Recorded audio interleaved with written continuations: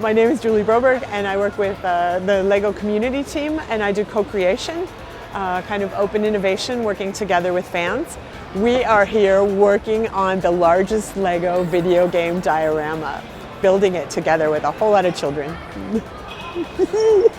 The LEGO Minecraft sets in minifigure scale just came out in the past couple of weeks. And of course we were looking forward to showing them to the public, and we were looking forward to showing them to the Minecraft community as well, not only the LEGO community. And we thought that this venue would be a perfect opportunity to do that. The LEGO Minecraft creation came through our site, our open innovation site called LEGO Ideas.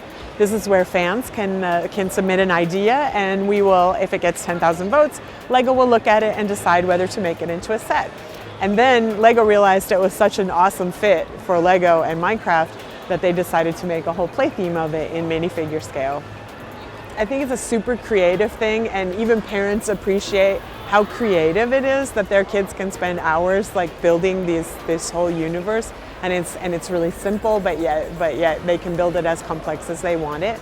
I talked to a couple of moms yesterday who said it was amazing for them that now there's LEGO, so when they want to cut off the screen time for their kids, they can actually keep playing Minecraft in physical form by playing with LEGO. Of course, the whole heart of Minecraft is all these different biomes, and so there's a lot of different things going on. I think some of my favorites are the tree houses. There's trees with the house built into it. I knew that they loved it, but I'm blown away by how much they love it and how super creative they are. They just see it and they dig in and they can't help themselves. They build and build and build. The LEGO community at large, we have this amazing group of volunteers who's helping us here today, and they can't help themselves but build.